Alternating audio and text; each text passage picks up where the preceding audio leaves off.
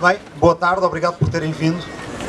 Eu não vou ter muito para dizer acerca do livro, porque depois de ter feito os agradecimentos que tenho de fazer, não vai restar muito tempo. Portanto, em primeiro lugar, agradecer à Tinta da China. A Bárbara já explicou as circunstâncias em que estávamos há 10 anos, entre o desemprego e a aventura. Não são muito diferentes das circunstâncias em que estamos 10 anos depois. Estávamos a lançar um livro com o Pedro, que pode não ser da família da esquerda, mas a família a gente não escolhe e os amigos escolhem, e portanto o Pedro é da família dos amigos, e é com muito gosto que nos reencontramos aqui mais uma vez.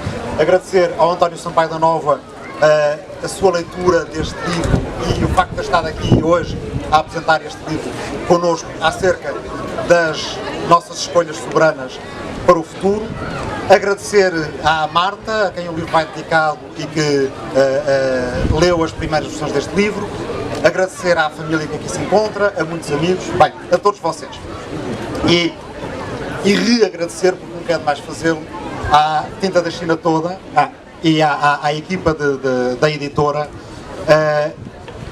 Há 10 anos, quando começámos a trabalhar juntos, começámos, não sou eu, como o Pedro Mexia, muitos outros, tivemos a sorte de encontrar a editora perfeita. A editora perfeita, aquela com que se sonha que pode aquela com a qual se sonha, aquela que se acha que pode vir a existir, e não digo isto por acaso, porque fui colega de faculdade da Bárbara e da Inês e da Vera e de muitas outras pessoas que trabalham na Tinta da China, e nós de facto de vez em quando chegámos na esplanada da faculdade e em outros passeios a pensar se houvesse uma editora assim. Ainda bem que ela existe.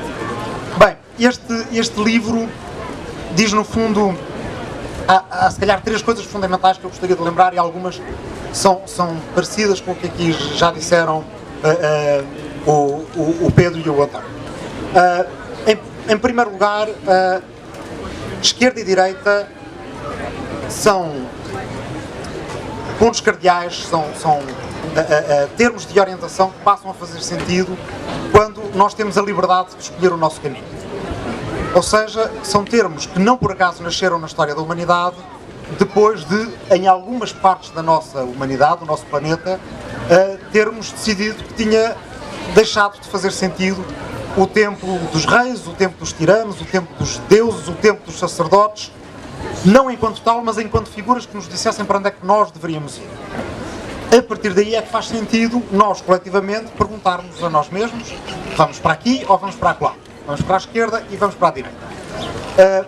E, portanto, são termos que poderiam ser outros, mas de uma certa forma feliz foram esses que foram escolhidos, porque nos dão a noção de que são as palavras que se passam a aplicar a partir do momento em que nós saímos da tutela de outros, sejam eles deuses, reis ou sacerdotes. A partir desse momento em que saímos de tutela, nós devemos escolher para onde é que nos dirigimos. Escolhemos sozinhos e escolhemos coletivamente. E quando escolhemos coletivamente, esquerda e direita são 2 termos, não os únicos, mas 2 dos principais que nos ajudam a orientar-nos. Um segundo aspecto que me guiou neste livro tem a ver com, depois de definida essa liberdade, entender melhor essa liberdade. Ou seja, a liberdade de sair e organizarmos a nossa vida, de irmos para onde quisermos, é uma liberdade que contém em si bem e mal, de uma certa forma.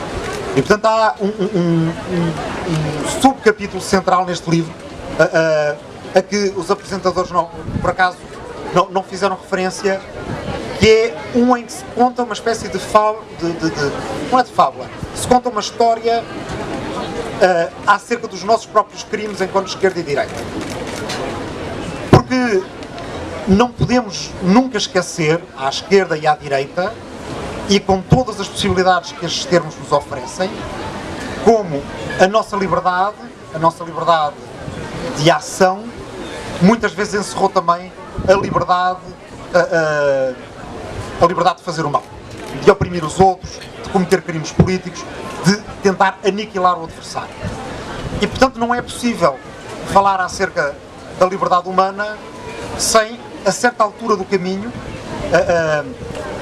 pararmos para pensar a tudo que essa liberdade pode levar, ou seja, sem analisarmos a nossa própria liberdade. E, portanto, era importante, nomeadamente num livro que nasceu de conversas acerca de porque é que estes termos são importantes, fazem sentido e fazem ainda mais sentido, lembrar que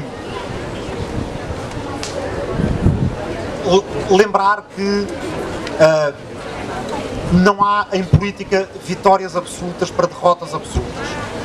A política mexe muitas vezes com coisas que estão muito fundo nas almas individuais, porque necessita de uma grande dose de autoconfiança, ou porque necessita de uma grande dose de crença, ou porque muitas vezes passa por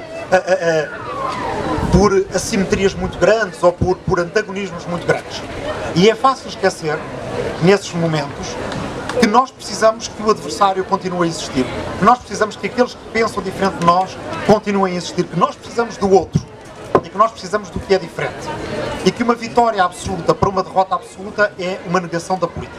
Portanto, esse é um segundo elemento a que esse sim fizeram referência tanto o Pedro como o António, mas que, levado até ao fundo, nos obriga a pensar acerca de como a política na Europa, nomeadamente, no século passado, falhou e falhou de forma feia duas vezes.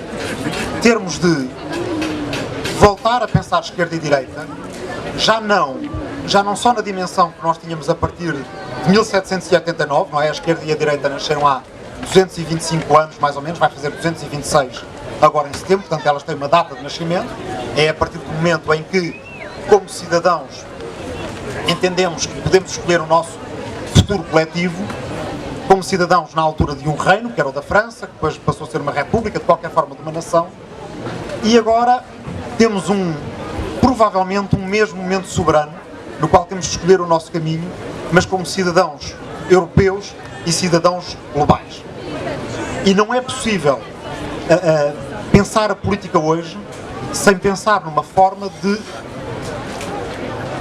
ganhar esse momento soberano no espaço em que ele ainda não foi afirmado, ou seja, no espaço que vai para lá das fronteiras do Estado-nação. Bem, eu dizia que este livro nasceu então de dois debates, um deles, o Pedro Mexia já falou dele, foi na Faculdade de Direito da Universidade de Coimbra, ou melhor, não foi na Faculdade de Direito da Universidade de Coimbra, pelas razões a que o Pedro se referiu, o outro foi na Universidade de Verão da JSD, que nitidamente, e ainda mais na época que estamos a ver, está do outro lado, não dos acordos, mas dos desacordos que eu tenho acerca da política de hoje. E eu queria terminar só, antes de podermos escolher para onde vamos, cada um de nós individualmente, nesta Feira do Livro, queria agradecer aos outros, ou seja, às pessoas que convidaram para que esses debates nascessem.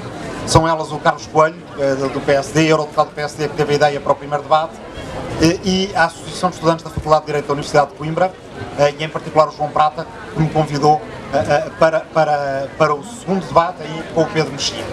E dizer que este é só um primeiro debate de muitos outros debates que vamos fazer, porque precisamos deles e porque com eles readquiriremos a nossa capacidade de ser donos do nosso futuro, que é, como dizia o António, como dizia também o Pedro, a capacidade mais importante que temos de preservar nos próximos meses, anos e décadas por aí afora. Muito obrigado.